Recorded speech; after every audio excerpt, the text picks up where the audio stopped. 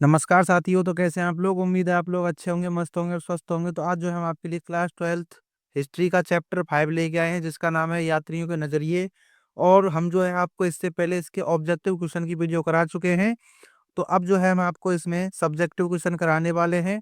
और इस चैप्टर में जो है आपसे सबसे ज्यादा 3 यात्रियों के बारे में पूछा जाता है, जिनका नाम है अल-ब्रूनी, इब्न बतूता और फ्रांसवा बर्नियर।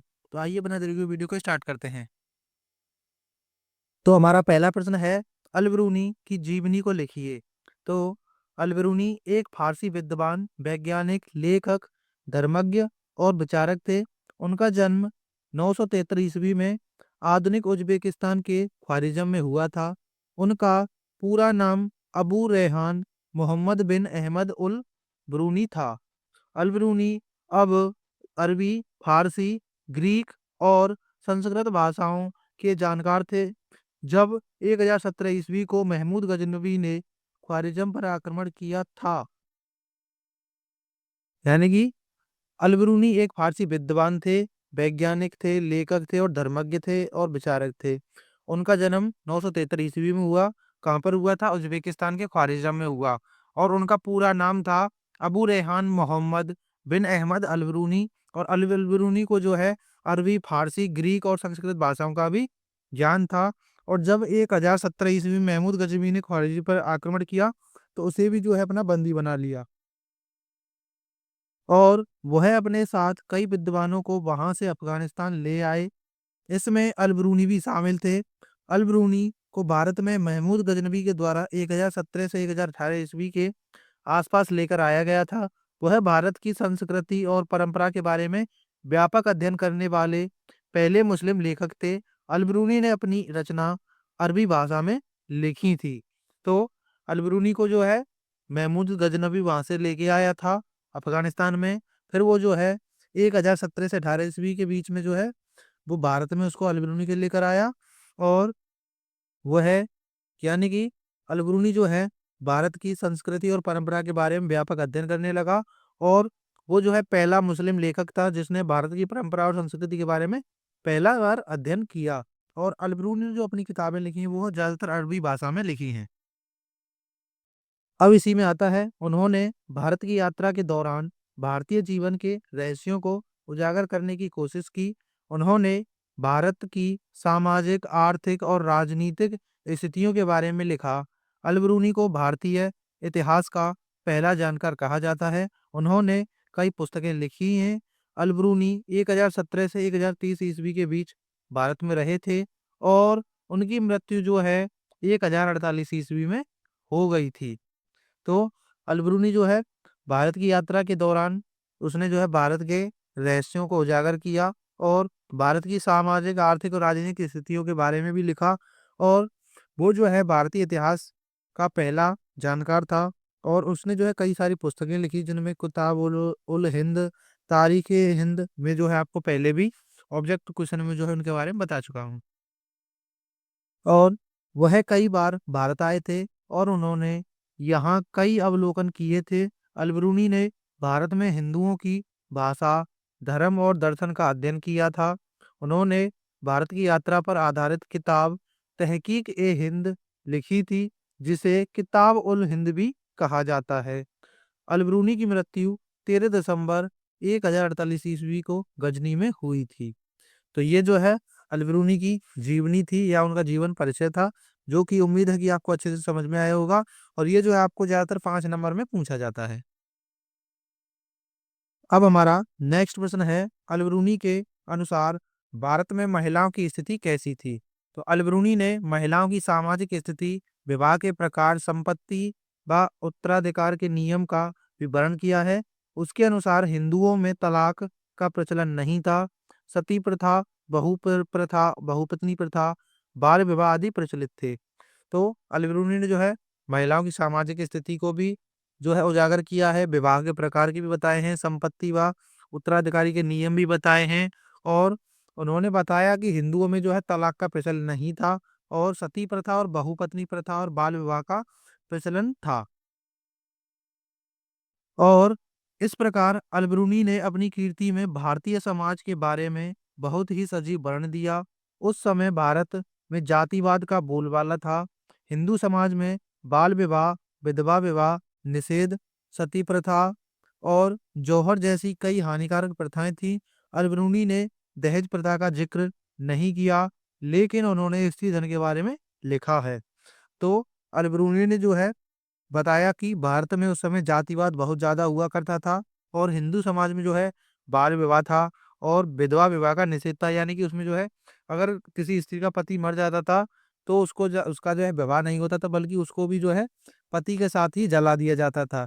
जो कि ये हिंदू धर्म में एक काफ़ी ज़्यादा महत्वपूर्ण घटना है और ये जो है सबसे बेकार परंपरा थी। और आगे आता है सती प्रथा, यानी कि सती प्रथा वही जो को पति को जो है पति के साथ ही जो है पत्नी को भी चिता में बैठना पड़ता था। और जौहर जैसी कई हानिकारक प्रथाएं थीं। अल-बरूनी ने दहेज का बिल्कुल जिक्र नहीं किया, लेकिन स्त्री धन का जो है जिक्र किया है, जो कि मैं आपको पहले तीसरे चैप्टर में पढ़ा चुका हूँ। अब इसी में आता है स्त्री धन, यानी कि दूल्हे के रिश्तेदार उसके ससुराल वालों को देते थे। अल-बरूनी ने लिखा है कि सारा हिंदू समाज जाति प्रथा के कड़े बंधनों में जकड़ा हुआ था। उस समय देश भर में मूर्ति पूजा का चलन था। लोग मंदिरों में बहुत दान किया करते थे। तो उस समय जो है मूर्ति पूजा का काफ़ी चलन यानी कि प्रचलन था और लोग जो है मंदिरों में काफ़ी ज़्यादा दान किया करते थे। और हिंदू समाज जो है जाति प्रथा के कड़े बंधन में जो है बंधा हुआ था। यानी कि जाति प्रथा तो खैर आज भी हमारे देश में समाप्त नहीं हुई है, लेकिन फिलहाल जो है काफ़ी हद तक जो है ये प्रथा खत्म हो चुकी है। लेकिन आज भी गाँव जैसे इलाकों में इसको जो है ज़्यादातर देखा जाता है और सिटी में भी काफ़ी ज़्यादा देखा जाता है। इसको तो जाति प्रथा को। अब हमारा नेक्स्ट प्रश्न आता है सती प्रथा क्या थी उसके बारे में बताइए। तो सती प्रथा हिंदू धर्म में एक ऐसी कुरीति थी जिसमें पति की मृत्यु के बाद पत्नी को भी चिता पर बिठाकर आग लगा दी जाती थी। ऐसा माना जाता था कि पति के मरने के बाद महिला का कोई उद्देश्य नहीं रहता था। सती प्रथा को अब गैर कानूनी माना जाता है। यानी कि सती प्रथा एक ऐसी प्रथा थी, अगर कोई किसी औरत का पति मर जाए, उसकी मृत्यु हो जाए, तो उसकी पत्नी को भी जो है चिता पर बिठाकर उसमें आग लगा दी जाती थी और उसको जला दिया जाता था। ऐसा माना जाता उस टाइम पर जो है लोगों में ऐसा विश्वास था या उसको कहें कि अंधविश्वास ऐसा था कि अगर पति मर जाए तो महिला का जो है जीने का कोई उद्देश्य नहीं रहता था। लेकिन वर्तमान टाइम में जो है सती प्रथा को गैर कानूनी माना जाता है और सती प्रथा को जो है 1829 में खत्म कर दिया गया था, जिसका विरोध जो है राजा राम मोहन राय ने भी किया था। और नेक्स्ट आता है सती प्रथा को खत्म करने के लिए राजा राम मोहन राय जैसे समाज सुधारकों ने अहम भूमिका निभाई है, जिनमें राजा राम मोहन राय ने सती प्रथा के खिलाफ समाज को जागरूक किया। और सेकंड है अंग्रेज सरकार ने साल 1829 में सती प्रथा को रोकने के लिए कानून बनाया था। तो सती प्रथा को रोकने के लिए जो है राजा राम मोहन राय भी जो है लोगों को जागरूक किया। अंग्रेजी सरकार ने भी जो है साल 1829 में सती प्रथा को रोकने के लिए कानून बनाया और सती प्रथा को जो है रोक दिया गया था। तो अंग्रेजों ने जो है ये काफी अच्छा काम किया था। अब इसी में नेक्स्ट पॉइंट आता है 1850 के एक कानून ने में जाति से बाहर या हिंदू धर्म छोड़ के लोगों को पैतृक संपत्ति का अधिकार दिया गया।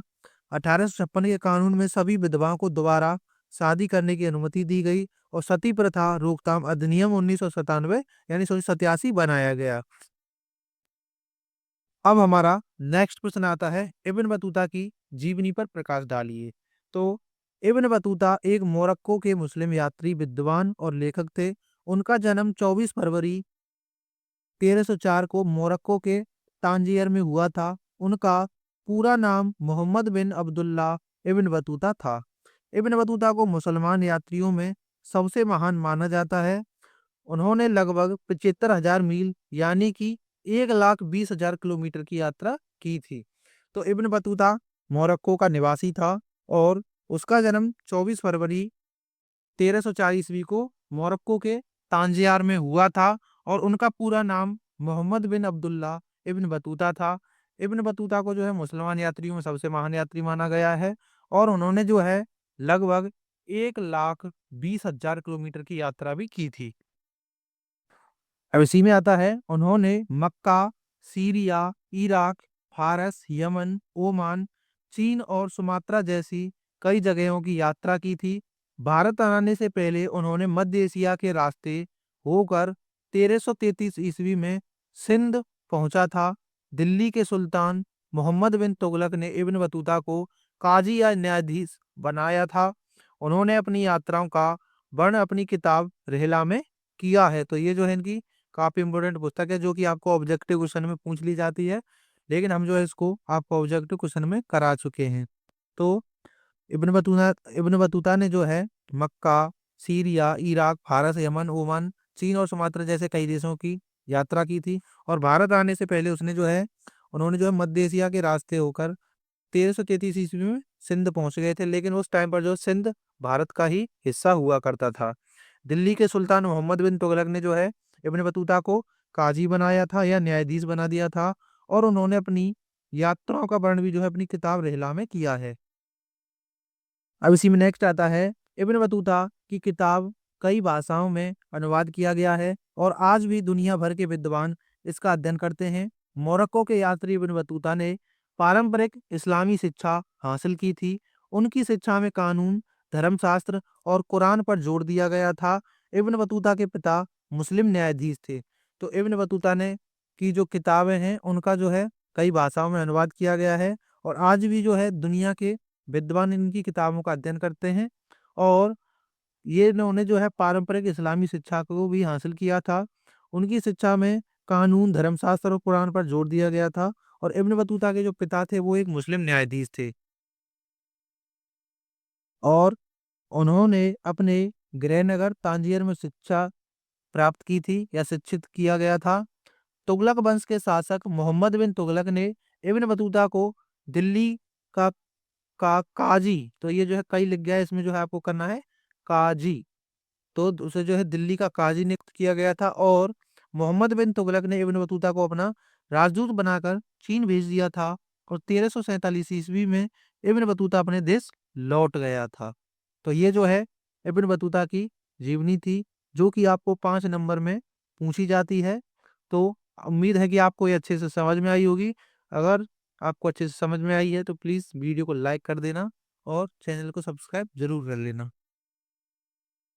अब हमारा नेक्स्ट प्रश्न है, किताब उल हिंद की विस्तृत व्याख्या कीजिए। तो किताब उल हिंद या तहकीक ए हिंद जो है किसकी कीर्ति है, तो वो है अलबरूनी की। तो किताब उल हिंद अरबी भाषा में लिखी गई है। यह अलबरूनी की एक कीर्ति है या रचना है। इसकी भाषा सरल और स्पष्ट है।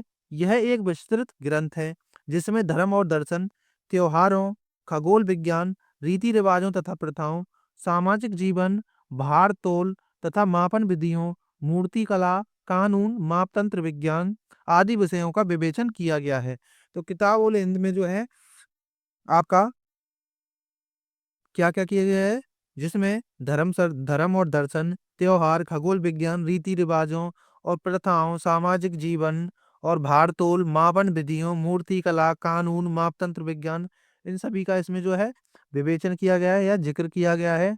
और ये किताब जो है अरबी भाषा में लिखी गई है, और ये रचना जो है किसने की है, अल-बरूनी ने की है। और इसकी भाषा एकदम सरल और स्पष्ट है। और इस विस्तृत ग्रंथ को 80 अध्यायों में बांटा गया है। अलबरूनी ने प्रत्येक अध्याय में एक विशिष्ट शैली का प्रयोग किया है, जिसमें आरंभ में एक प्रश्न होता है, फिर संस्कृतवादी परंपराओं पर आधारित वर्ण हो, और अंत में अन्य संस्कृतियों के साथ एक तुलना होती है।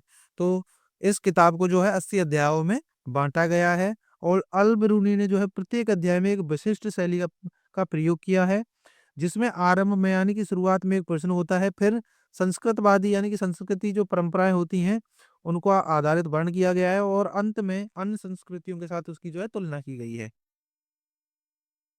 अब हमारा नेक्स्ट प्रश्न है, इब्न बतूता के दास प्रथा तथा बर्नियर के सती प्रथा से संबंधित वृत्तांतों का वर्ण कीजिए। तो ये प्रश्न जो है आपको 2024 यूपी बोर्ड एग्जाम में पूछा गया है, इसलिए ये आपके लिए काफी ज्यादा इम्पोर्टेंट है। तो ये जो है आपको अच्छे से याद कर लेना है। तो मध्यकालीन मुस्लिम यात्री इब्न बतूता ने दास प्रथा के बारे में कई बातें बताई हैं, जिनमें इब्न बतूता के मुताबिक उस समय दास प्रथा काफी आम थी। बाजारों में दासों को वस्तुओं की तरह बेचा जाता था। तो इब्न बतूता ने कहा है कि उस टाइम पर जो है दास प्रथा काफ़ी ज़्यादा प्रचलित थी और बाजारों में जो है दासों को बेचा जाता था। और लोग दासों को भेंट के तौर पर भी दिया करते थे। इब्न बतूता ने भी सुल्तान मोहम्मद बिन तुगलक को दास भेंट किए थे। दासों का इस्तेमाल पुरस्कार के तौर पर भी किया जाता था। दासों का इस्तेमाल घरेलू कामों के लिए भी किया जाता था। दासों की कीमत बहुत कम होती थी। दासियों को हमलों और अभियानों के दौरान हासिल किया जाता था। और महलों में दासियों से संगीत और गायन जैसे काम कराए जाते थे। दासियों को गुप्त कामों के लिए भी नियुक्त किया जाता था। जाफरी यानी कि दक्षिणी अरब में इब्न बतूता ने बताया कि दासों को एक शासक दूसरे शासक को देता था। तो उस समय जो है दास दासियों का जो है काफी प्रचलन था और महिलाओं को जो है संगीत और गायन जैसे कामों के लिए भी रखा जाता था और दासियों को जो है गुप्त कामों के लिए भी नियुक्त किया जाता था। और इब्न बतूता ने बताया कि दासों को एक शासक जो है दूसरे शासक को देता था या उनको जो है भेंट किया करता था। इब्न बतूता ने दुनिया के सबसे प्रसिद्ध यात्रा वृत्तांत में एक रिहला लिखा था, जिसमें इस किताब में उन्होंने इस्लामी दुनिया और उससे बाहर की अपनी यात्राओं के दौरान जिन लोगों, स्थानों और संस्कृतियों से मुलाकात की, उनका वर्णन किया है। तो रिहला जो है इनका यात्रा वृत्तांत है। मैं इसको लिख दूं रिहला, तो ये जो है ऐसे होता है। तो इसमें जो है रेला में इन्होंने जो है अपनी यात्रा के दौरान जितनी भी संस्कृतियों में ये घूमे, लोगों और स्थानों को देखा, उन सब का जो है इन्होंने वर्णन किया है। और अब आता है फ्रांसवा बर्नियर ने सती प्रथा के बारे में कहा था कि यह एक अमानवीय प्रथा थी। उन्होंने अपने मात यात्रा वृत्तांत में सती प्रथा से जुड़े कुछ तथ्य बताए थे, जिनमें ये बातें कुछ शामिल हैं। जिनमें सती प्रथा के तहत एक जीवित विधवा को जबरन उसके पति की चिता पर बैठा कर बिठा दिया जाता था और लोगों को विधवा के प्रति कोई सहानुभूति नहीं होती थी। तो जब किसी स्त्री का पति मर जाता था या उसकी मृत्यु हो जाती थी, तो उसको भी जो है उसके साथ चिता पर बिठा दिया जाता था और उसको जला दिया जाता था और लोग जो है विधवा के प्रति कोई सहानुभूति नहीं रखते थे। उनका ऐसा मानना था कि अगर किसी औरत का पति मर जाए, तो उसका जीने का कोई अधिकार नहीं है, जो कि हिंदू धर्म में सबसे बड़ी कुरीति थी। और कुछ विधवाएं इस बलिदान के लिए तैयार नहीं थीं, फिर भी उन्हें ऐसा करने के लिए मजबूर किया गया। इस कुप्रथा में तथाकथित विद्वान ब्राह्मण, पुजारी और विशेषकर महिलाएं भी हिस्सा लेती थीं। बर्नियर ने लाहौर में एक 12 वर्ष की बालिका के सती होने का भी मार्मिक वर्णन किया है। तो आप देख सकते हैं कि उस समय जो है हिंदू धर्म में भी काफ़ी बुराइयां थीं, जो कि काफ़ी हद तक अंग्रेजों ने भी उसमें जो है सही करने का प्रयास किया, लेकिन वो भी उसमें जो है ज़्यादा सफल नहीं हुए, क्योंकि आज भी हमारे देश में जो है जाति प्रथा को देखा जाता है, लेकिन सती प्रथा तो जो है फिलहाल समाप्त हो चुकी है, लेकिन जाति प्रथा को जो है आज भी देखा जाता है। गाँव में, शहरों में आप जो है हर जगह देख सकते हैं, लेकिन फिर भी काफ़ी कम हो गया है पहले से। तो अब जो है हमारी वीडियो यहीं पे समाप्त होती है और ये चैप्टर हो चुका है आपका कंप्लीट। अगर आपको वीडियो पसंद आई है तो प्लीज़ वीडियो को लाइक करें, चैनल को सब्सक्राइब करें। मिलते हैं नेक्स्ट वीडियो में, तब तक के लिए जय हिंद, वंदे मातरम।